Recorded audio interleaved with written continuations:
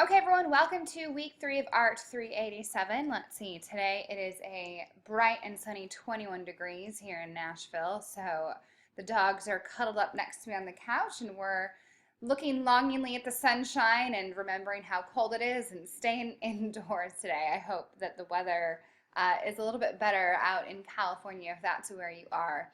So I did want to let you know that I've already graded your images and your discussion board and the power of color from last week. So those are in the grade book. Go ahead and take a look at those. I will be getting to the mini art cyclopedia over the next couple of days, so be looking for that at the latest. Those will be done by Friday. With those bigger assignments, give me by the end of the week about, but I should have them done. I'm hoping actually to get them done tomorrow, knock on wood.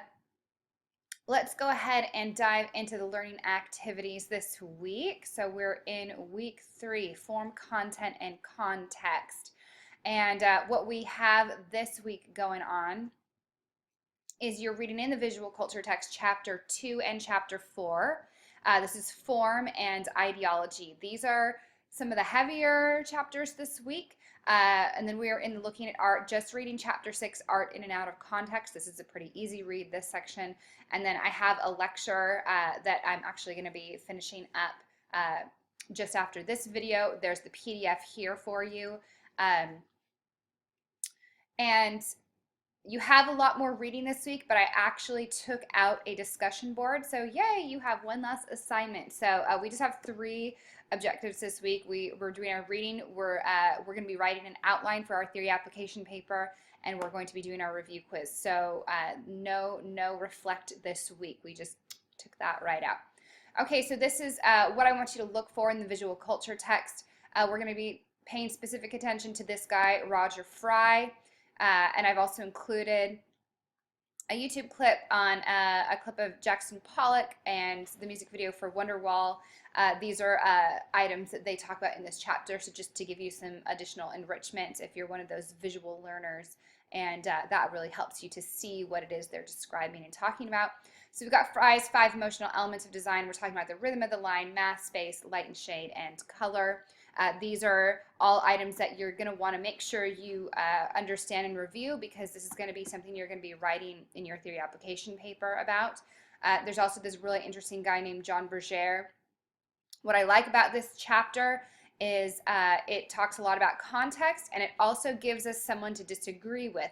The authors tend to disagree with a lot of the stuff that Berger said. Actually, a lot of art theorists do now, but he kind of got us thinking about some really interesting ideas. And so that's, I just want to make you aware of the fact that not everything that you read in a textbook is necessarily going to be the absolute truth, right? That a lot of this is theory, a lot of it is ideas, and so it helps us kind of come to terms with what we think and how we view the world by reading different ideas, and sometimes we don't agree with them, and that's perfectly fine. I will warn you that in this chapter on page 100, I believe it is a very controversial painting, even though it was painted back in the 19th century. It's called The Origins of the World, and it is the genitals of a woman. It's very kind of blatant in your face, so if you haven't flipped through the book and seen it already, just be aware of this painting, and if you would like to discuss what this painting's about, why this artist, Courbet, painted it, I'd be more than happy to discuss it with you if it's something that you're interested in. But interestingly enough, in this chapter, it also talks about nudity in artwork, and what's this idea of being nude versus being naked in a work of art. Is there a difference here? I actually believe there is. There's a really interesting woman named Laura Mulvey that they're going to talk about, and she's an art theorist, and she has this idea of viewing art from a male point of view, which is a really interesting perspective. So if any of this that you're reading in this book and in this chapter, this is kind of a heavy theoretical chapter, if it's not making sense, if you're having trouble, please send me an email saying, hey, this section on page 104 to 106, I'm not really understanding, can you kind of clarify this idea for me? I'm more than happy to do that with you. So that is your reading this week. We have our theory application outline. So remember that that paper is due in week 4. And so before you submit this paper, hopefully you've already gone through and read the instructions since you had to pick your images last week. This is a 6 to 8 page paper that you're going to be writing that's due at the end of next week. This week, what you're doing is you're writing an outline. So let me word it this way. You're doing most of the work during week 3. After I grade your outline, and I tend to give a lot of feedback where it's needed on that outline, your paper should pretty much write itself next week. So really think of this week, week 3, of being the bulk of the work. Don't think, oh, I'm just going to write a brief little outline and then I'm really going to dig into the paper next week. Think the opposite. Flip that in your mind. This is the meat and potatoes. This week, next week is just, you're frosting the cake. Okay, I must be hungry. I'm with all these food analogies. So I've included a template of the outline in 2 different formats. So there's a PDF and there's a Word doc. The Word doc you can, download, and then you can just type right into that. This is worth 35 points, which doesn't seem like a huge amount, but trust me, without this outline, it could really, change the grade that you will be getting on your paper. So I have students, without fail, every session that I teach this class who don't do the outline, who maybe didn't even submit their images ahead of time. They go to write their paper. The images they've selected are totally inappropriate for the paper. They've made their job way harder than it has to be. And there are a lot of things in their paper that had they written an outline, I would have been able to steer them in the right direction and help them out with some of these concepts. But instead, they receive a poor grade on their paper because they didn't do the work ahead of time. So don't think of this as just, oh, it's not that many points. I can kind of slide by maybe if I don't have time to do this. Think of this as being what's going to determine the grade of your theory application paper, which I believe is 150 points, 150 points. So it's a big one. So make sure that you don't slack off on this. Okay, so let's go over this really quickly. So this is what it looks like. Remember, be thorough. The more effort you put into your outline, the better your paper will be. Think of this as doing all the research, note-taking, and pre-planning for your paper. And you're thinking, gosh, Emily, I get it. Do a lot on here, but trust me, every session I get students, I'm like, come on, give me more on this outline. I'm going to hash this thing out.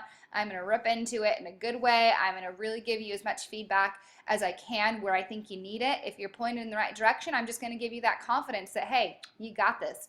So I want a strong introduction, a strong hook thesis sentence. Introduce your 2 chosen works of art. This is briefly. You don't have to, list all the citation information in the text of your paper. That's going to be done when you actually put your images, but you might want to say this is the title of the work and the artist and maybe just a brief description of it.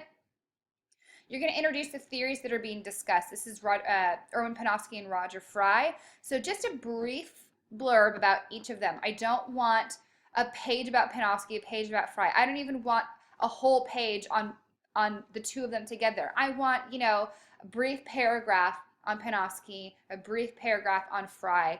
Don't think of me as your reader. Think of someone you're educating on this stuff for the first time. So what do they need to know? What's essential of knowing, okay, this is what Erwin Panofsky did, this is what Roger Fry did, and we're going to use these theories in this paper. So then you're going to go through the Panofsky section. So the first image, I want the primary level, the secondary level, and the intrinsic level. The intrinsic level is going to be where you're going to include research. So yes, you have to do research in this paper. So you're going to do that for both of your images. Really, it should be shortest, second longest, third, and this should be the longest section.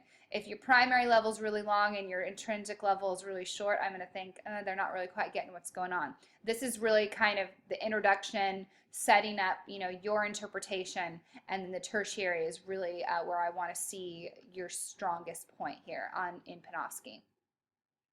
With Roger Fry, we're going to be looking at how your 2 chosen works illustrate this principle of the actual and imaginative life. This is something you're going to be reading about in your reading this week.